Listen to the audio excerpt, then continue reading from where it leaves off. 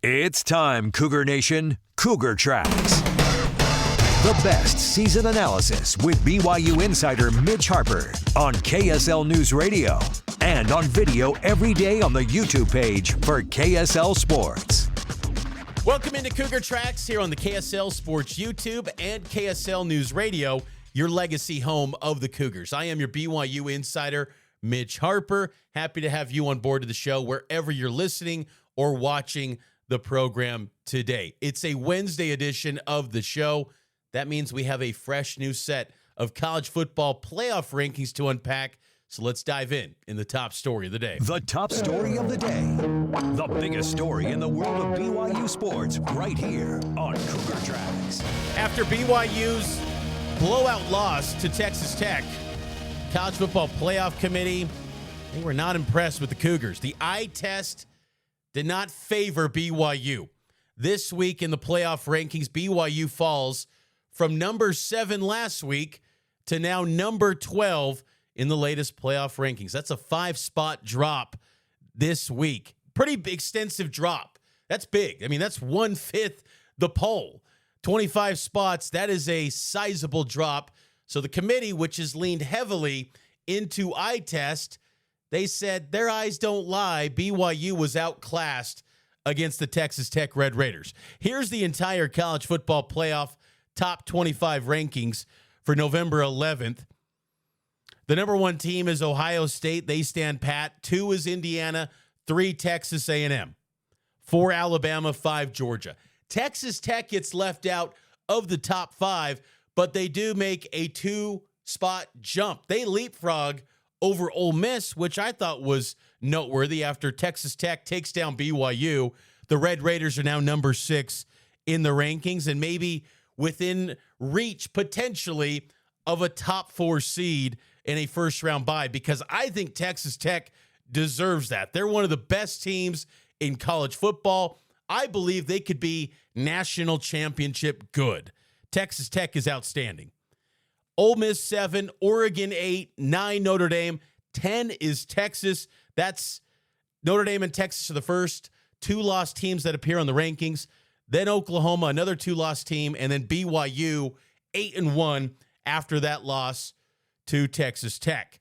Rounding out the bracket is the highest ranked ACC team in Miami at number 15, and then USF, the group of 5 projected champ, number 24 out of the American Athletic Conference. So BYU would be left out of the playoff, but when you look at these rankings, I think it still sets up quite well for BYU to control their fate and potentially reach the college football playoff. I think if BYU wins these 3 games to close out the regular season, they're going to the playoff, no matter what happens in the Big 12 championship game. Now, the only catch to that would be if BYU played Texas Tech again and got blown out again. That's where maybe you'd be sweating it a little bit. But I think if 11-1 BYU goes to the Big 12 championship game, they're in. Then it becomes a matter of they're playing for seeding to possibly have the chance to host a home game in Provo. If they lose and it's, a 2-possession game, something like that, I think they're going on the road, maybe a 10-11 seed, somewhere in there, but they're in the playoff field. And I think what's interesting in the rankings here, in these rankings, BYU is 1 spot ahead of Utah. Utah, to me, at number 13, they're one of the hottest teams in college football right now. They've kind of bolstered their metrics after crushing a pair of teams, one of which was Cincinnati. Cincinnati checks into the rankings at number 25. So 4 Big 12 teams, still the fewest amount of ranked teams from one conference in a power conference. The ACC has 5, but their highest ranked team is number 15. So more top-end teams in the Big 12, more just numbers in the ACC with 5. But I wonder about Utah, how honestly how much higher they can actually go, because their schedule, they've got Baylor this week, then Kansas State at home, and Kansas. No ranked teams left. BYU still has Cincinnati. I think BYU has room to climb and with teams in front of them likely going to beat each other up, and potentially if Pitt can knock off Notre Dame, now Pitt would catapult up the rankings this week if they did that. But I think BYU's in a really good place. I think it comes down to BYU just taking care of business in November, which has been a tall task for this BYU program since joining the Big 12. BYU's only 2 wins in the month of November since joining the Big 12 were last year against Utah and then against Houston, 2 teams with losing records. They have not beat a team with a winning record in the month of November yet as a Big 12 member, and that just elevates the importance of this week's game against a 6-3 TCU team, and we'll talk more about TCU coming up a little bit later in the program. But I think BYU's in a good place. I think there would have been an argument to be made for BYU to be 10 or 11. You know, Texas is a team that got a lot of talent, sure, star rankings, all of that. They've been living on the edge a bit. They hammered Vanderbilt, and that was a really impressive win by Texas. But up until that point, they were kind of living on the edge. The calling card that everyone applies to BYU, oh, it's lucky, they get by barely, they escape games. That kind of applied, I think, to Texas in many respects throughout this season until they kind of turned the corner against Vanderbilt a couple weeks ago. Notre Dame's really good. I think Notre Dame is one of the best teams in college football this year. They had those 2 early season losses, but I do think that Notre Dame is really good. You just like to think, though, that 1 loss is better than 2, and it'll be interesting to see how teams are sized up that have the 13th data point if they reach that conference championship game compared to a team like Notre Dame who kind of passes the eye test, and their 2 losses are to really quality teams in Texas A&M and Miami.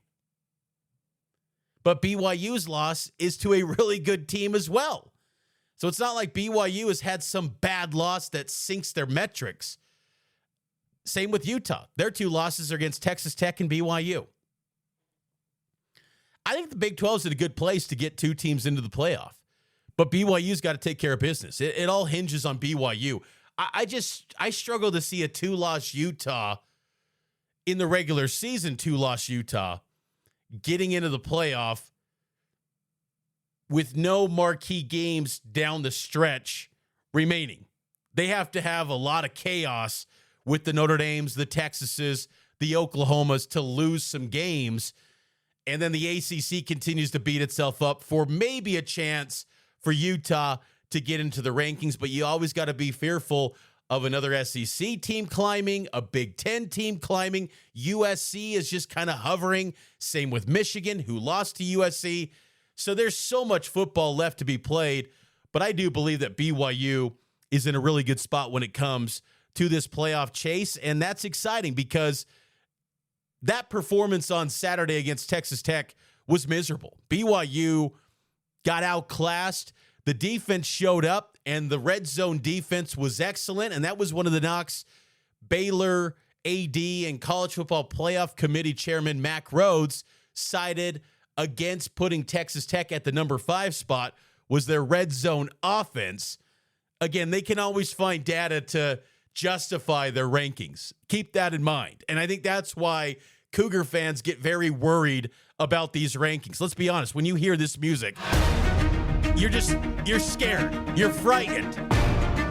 These top 25 rankings come out. This music's playing. You're thinking, oh no, they're going to get faded. BYU's going to be falling down the pole. And that's what happened on Tuesday when they dropped all the way down to number 12 in the latest college football playoff rankings. But with 3 games remaining in the regular season, you win those, you get to Arlington. I think you're going to be in the college football playoff 12-team field this year by simply getting to Arlington. You get to that game, you are going to be in the college football playoff. That's the task in front of BYU moving forward. Let's take a break. More Cougar Tracks on the other side here on KSL News Radio and the KSL Sports YouTube page.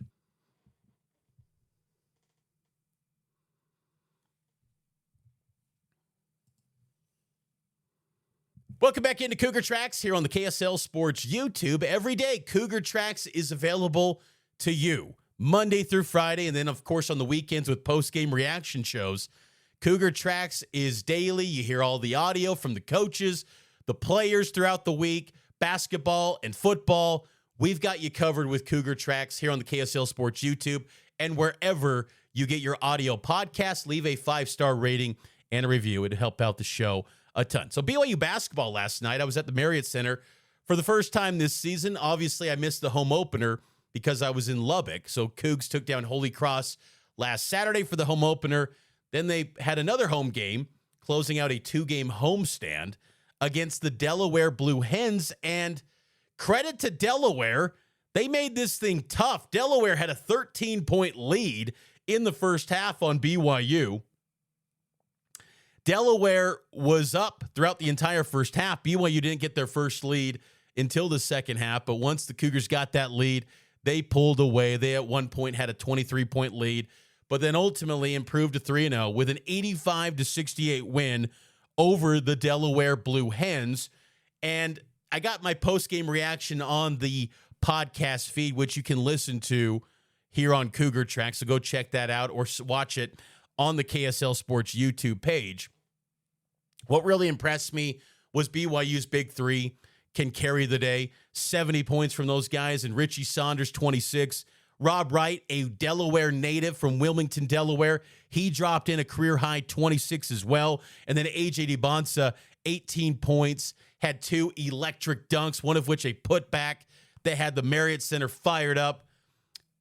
That was exciting to see, but I do get a little worried about the production from the rest of the team. You know, Keba Keita ends up with 8, but most of his stuff is coming off of putbacks.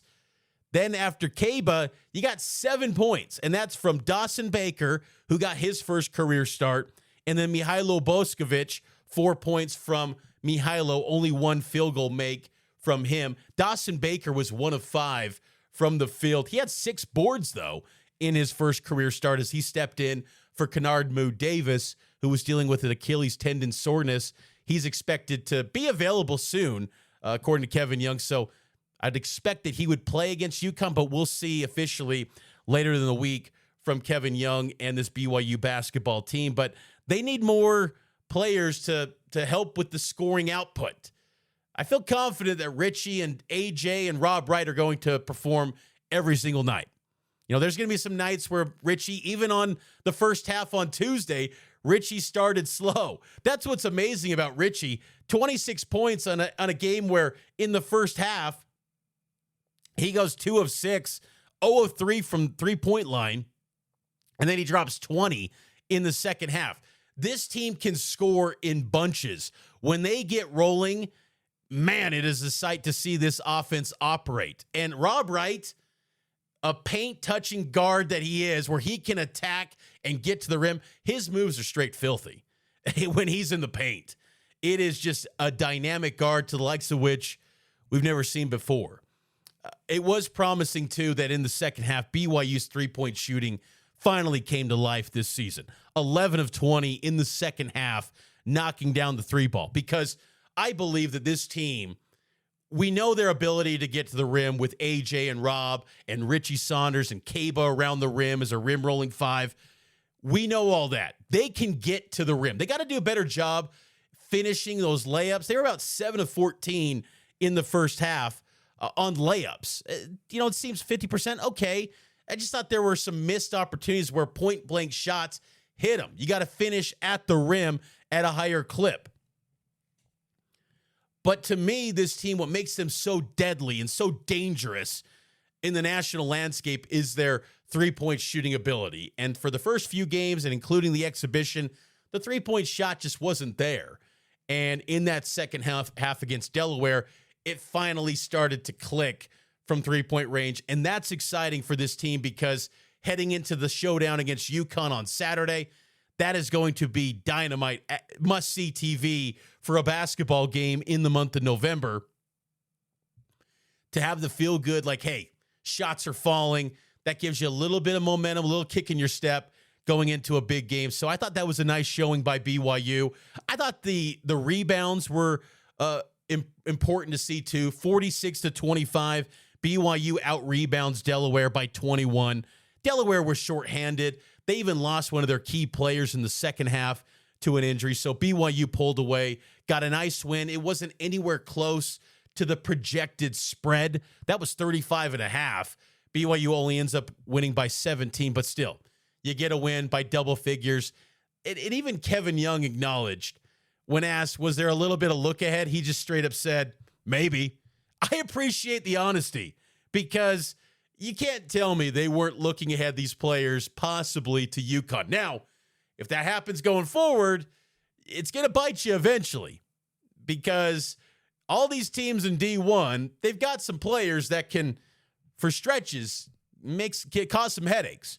So good lesson for this group to face a little bit of adversity. I never question the outcome being in doubt, but hey, take every game serious in this path that you're on to try to reach heights that this BYU basketball program has never reached. But Cougs are 3-0, and they have a massive game coming up on Saturday against UConn. Number 3 Huskies versus number 7 BYU. Top 10 clash at the TD Garden in Boston. 5 p.m. tip, 4 o'clock pregame on KSL NewsRadio and televised on Network Fox.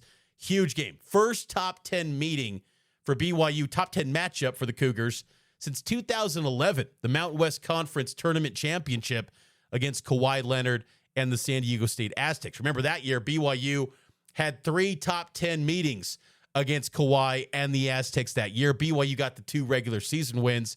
They lost the game in Vegas where Kawhi and crew ultimately got the Mountain West Conference Tournament crown. But BYU was in 3 top 10 meetings that season. It's been 14 years since BYU has been in a spot like this, and to go up against a blue blood. UConn is the program of the 21st century. They've been incredible. And even recent history, Danny Hurley took them to greater heights when they had that lull in the American Athletic Conference and they transitioned into the Big East. They're home. They have taken off to the heights that you just expect UConn basketball to be at, and they're really good once again. Last year, kind of a little bit of a transition year, trying to three-peat, ended up getting an 8 seed. They gave Florida everything they could handle in the round of 32, but now it's a really good team again, and they look poised to be a contender to maybe cut down the nets again. So if BYU could get that win, man, the expectations will be through the roof for BYU hoops. BYU football, they've still got high expectations too. And being around practice yesterday, I think the vibe is just, I think this team is just antsy to get back on the field and kind of right that wrong from what happened last week against Texas Tech, because that wasn't pretty. And TCU is an interesting team, 6-3 coming into this game. And I caught up with a TCU Insider to kind of get to know the Horned Frogs and what we should know about this team as they head into Provo, a program that BYU fans are well versed in, but they haven't showed up to Provo since 2009. This is my conversation with a TCU Insider to get to know the foe, Horned Frogs edition. Welcome back into Cougar Tracks here on KSL News Radio and KSLSports.com. BYU football is getting ready to host the TCU Horned Frogs, an old Mountain West rival making their return back to Provo for the first time since 2009. And to get a look at this TCU Horned Frogs squad, I'm joined now by JD Andress, lead beat writer for TCU on SI. You can follow him on X at JD Andress11. JD, appreciate you being on board. What's kind of the mood around TCU football after a tough loss last week to Iowa State? Yeah, man, that's the question that everyone's asking the fans themselves. I mean, there's not much right now that they're feeling great about. I mean, even the players, you look at them, you talk to them, and they're not exactly who they were at the beginning of the season. 3 tough losses on the year. You lost to Arizona State in a heartbreaking second half collapse. You went to Manhattan, got embarrassed there in Kansas State, and then you lose to an Iowa State team that's completely depleted. But I will say for now, a lot of the guys that are on this team still are older. A lot of them are playing in their last year. So a lot of them are just playing for pride right now at this point. And sometimes that trumps anything that you're playing for as far as competition-wise. But man, I mean, I don't think there's been a low this bad since the loss to Houston last year, Hmm. whenever they were just completely upset at home right before a bye week. And I'm glad you brought up that the pride piece, because I kind of wondered, in college football nowadays in this 12-team playoff, once you get to like 3 losses in league play, it feels like, is there going to be guys keeping a wandering eye to maybe the portal in a couple months? So you feel like this TCU team's gonna show up still and give it their best effort on Saturday in Provo? Yeah, I feel like they should. There's not too many injuries that they're going to have to worry about as far as what's going on around the team. So a lot of these guys, they're really just trying to go out, play with each other for their last few games. I mean, at this point, what we talked about before the bye week was they're playing for potentially a 10-2 finish and maybe backdoor their way into the Big 12 championship. And now they're fighting to essentially not finish 6-6, having to play you guys, then Houston, then Cincinnati. So there's a lot of good teams still on the schedule. So if you're going to roll over, then it's not a good time to, and some scores might get ugly here at the end of the season. In all 3 of TCU's losses this year, they've had at least 3 turnovers. How big of an issue has turnovers been this year for the Horned Frogs? You know, that's one of the weird situations because turnovers as a whole really haven't been an issue. It's like he's talked about just in the losses is does TCU have the turnover problem? I will say for the turnovers for this weekend with Iowa State, Josh Hoover was wearing a glove for the game, which he normally doesn't do, and he said it took a little bit of adjustment. So that led to 2 early interceptions. He was lights out other than that. And then a fumble from Jeremy Payne, third string running back, we could argue. I mean, it's just a lot of bad luck. Hoover's had a few fumbles on a few missed pulls. He's had 2 interceptions that have turned over from tipped balls. He's had a fumble that resulted from a screen pass that just completely bounced off the receiver's arms straight onto the ground. So I don't think TCU has a turnover problem as more as it's a bad luck turnover problem, and you can't do anything about that.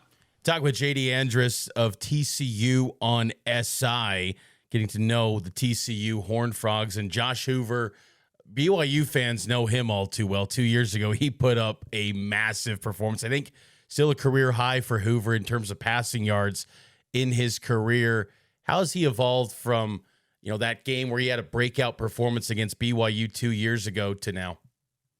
Yeah, it's funny. It's kind of all full circle. That was his collegiate debut as a starter in that game against BYU. And you've seen him evolve a lot since then. Last year, you saw him with the big arm and his big ability to make plays, but he had to figure out a way to cut down on his interceptions. He would take too many deep shots instead of taking a safe option when it was needed. Now you're seeing him take the safe option, and you're not seeing him escape out of the pocket. You're not seeing him take as many deep shots as he did last year. So it's kind of a double-edged sword. He's become a safer quarterback, if you will, but he hasn't became the explosive deep ball quarterback that he was before. But I mean that's to say, I mean he's still 10th in the country in passing yards. Like he's got a not number 9 receiver in the country. Like he's still doing everything he does. This offense just is still struggling to click completely the entire length of a game, and I don't think that's Hoover's fault. I think there's other issues around it, but I think Hoover's taken a step up from what he was when he started, but he's not 100% what you envisioned when he took over. I'm curious, JD, how much of the issues and maybe lack of clicking on the offense this year is tied to the offensive line, or is it other factors? Yeah, I think a lot of it you can put it on the offensive line. You're looking at Colton Deary, who's been banged up since like week 4 of the season, hasn't been 100% healthy. The left guard, Cade Bennett, has been completely banged up since like week 1 of the season, and he's still playing. You lost your left tackle during week 2 of the season, went to a torn MCL. Like you're playing with guys that are banged up, and I know everyone is, but like TCU doesn't have a lot of depth along their offensive line, and they like to rotate guys in. And so right now they don't really have the ability to do that. You saw the offensive line against Iowa State last weekend, and their first half performance was a really, really big struggle for them. But they were without starting center Colton Deary. In the second half, when he came in, it was a completely different offensive line. Their average rush per attempt went up almost a full yard just from him coming into the second half.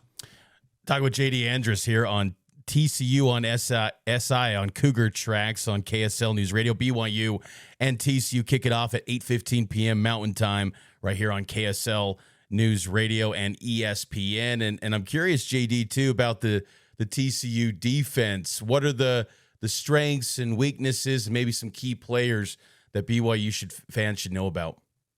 Yeah, I'll tell you the key player right now is Caleb Elarm-Zor. He's a middle linebacker. He's just a complete hybrid type. He could play safety if you need him. Could play, cornerback to cover a slot position. He could play the outside linebacker role. He can just do it all. He's really, really effective in his role. He's great at covering sideline to sideline. He's great in pass coverage.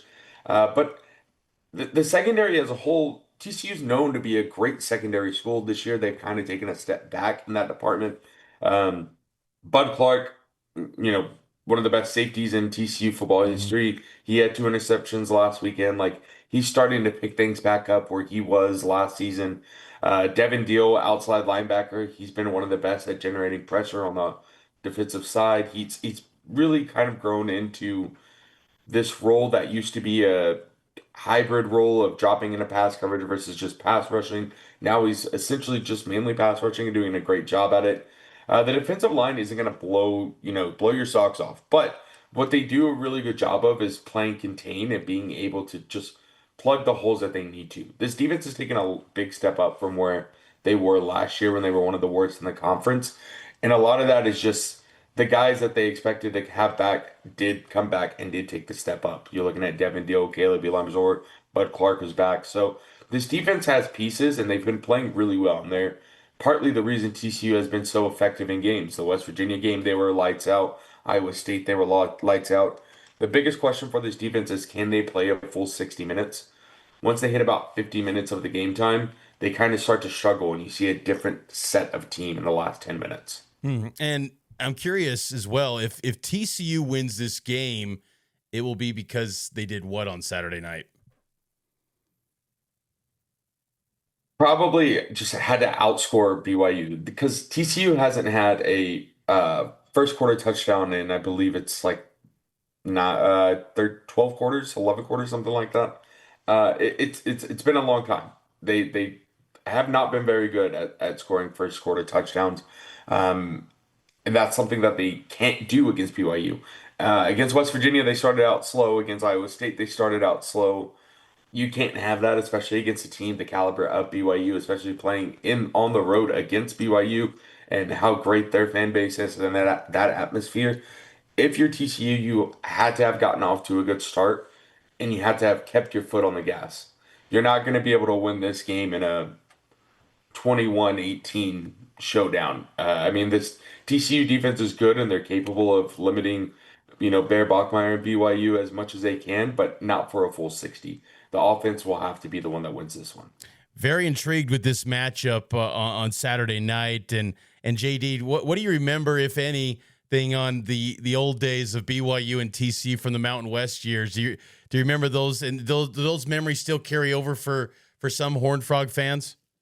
It's funny you actually mentioned that. I was looking at some discourse on X, the public app, everyone's on it, and there was a lot of BYU fans that were like, I will always be afraid of TCU for what they did the Mountain West days. And, there is something with that. Same with like the rivalry with Utah and Boise State. Like, those are great days, but this isn't the BYU, the Mountain West days, and this isn't the TCU, the Mountain West days. So as much as I wish it was, it's not, unfortunately. Yeah, the BYU fans have they've taken some big L's to TCU, whether it was the Mountain West, Independence, and now Big 12 2 years ago. So BYU hasn't got a win over TCU since 2007. They'll look to get that win on Saturday, and TCU will look to get their season back on track, get to 7-3 if they can get the upset win over BYU. JD, appreciate the time. You can follow him on X, JD Andress 11, and check out his bylines on TCU on SI. Looking forward to the rest of your week's coverage this week, JD. Thanks for the time. Yeah, thanks for having me on.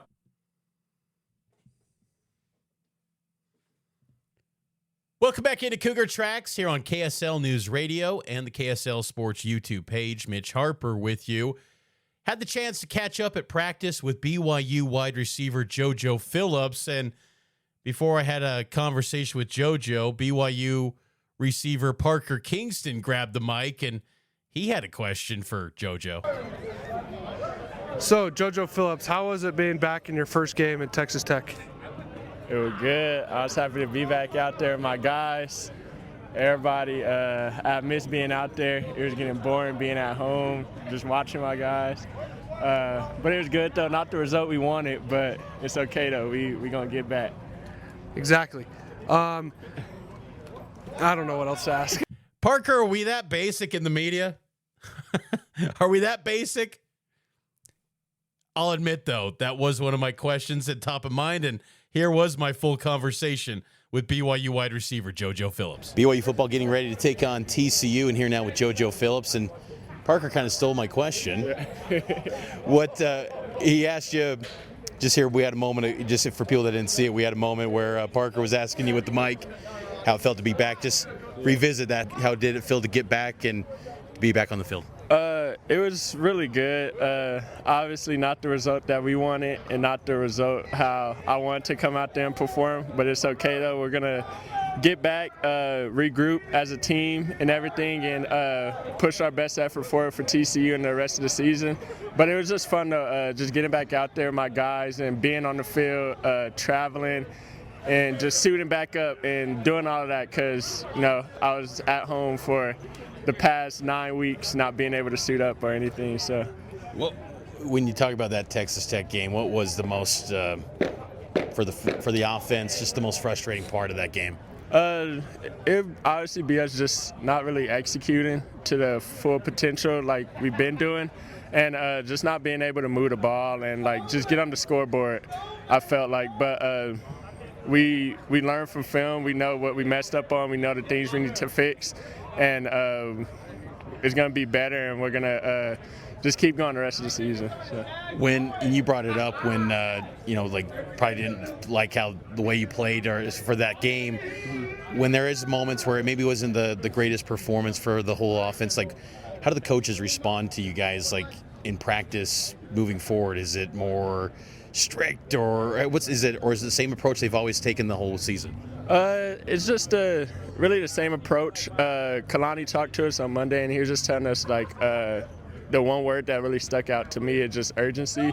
So just urgency the whole week, just breaking the huddle, just our practice tempo, getting in and out of the huddle. If we're running off the field, getting to the sideline, just urgency. Just everything, just play with urgency and all that. So when you left with due to an injury back at the Stanford game, what were you dealing with that caused you to be out, and how was the build up to get back to the field? So I broke my left collarbone, snapped in half, so I had to get surgery and everything.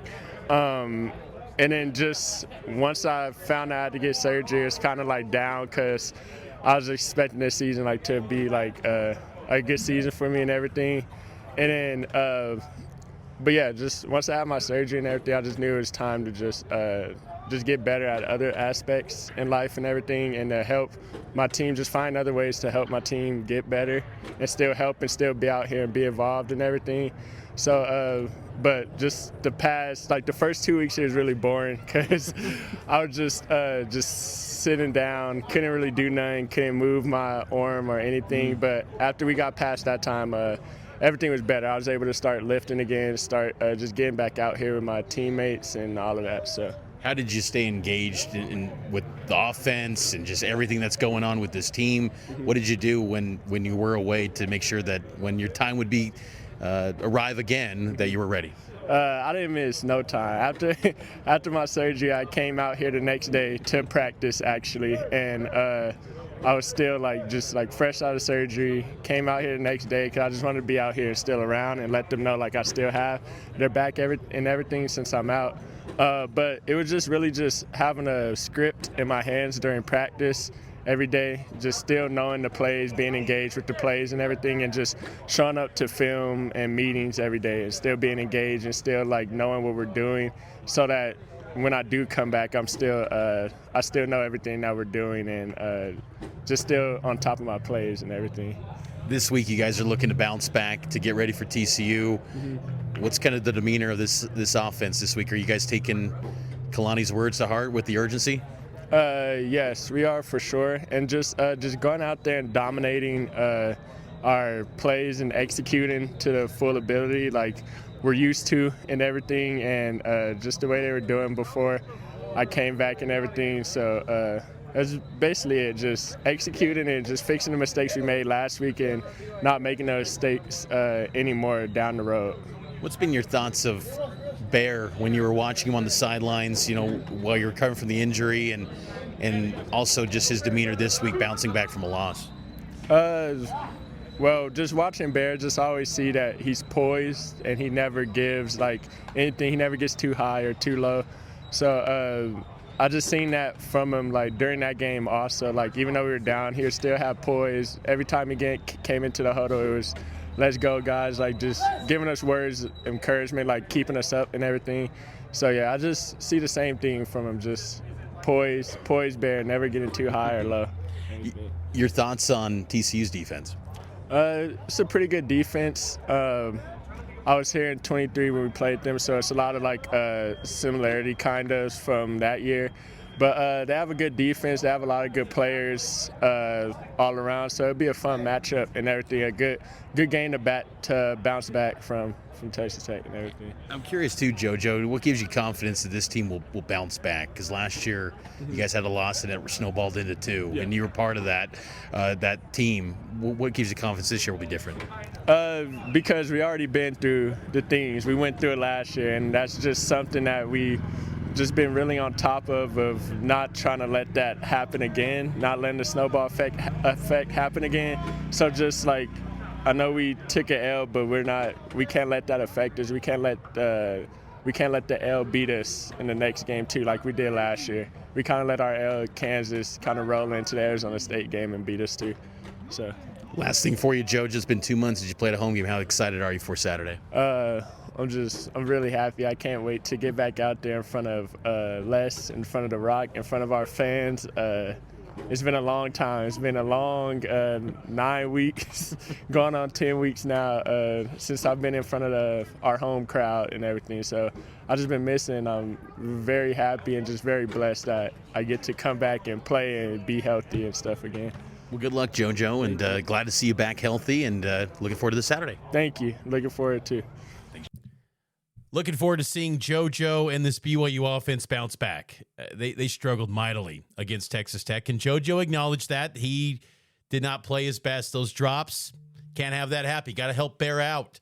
And Bear, I think he's due for a bounce back. I'm really curious to see how Bear performs this week against TCU, but we'll dive further into the matchup against TCU tomorrow on the show, and of course on Friday with the score predictions as well. But that's going to do it for this edition of Cougar Tracks. I hope all of you enjoyed it. Make sure to subscribe to the show wherever you get your podcasts, and we will talk tomorrow right here on Cougar Tracks.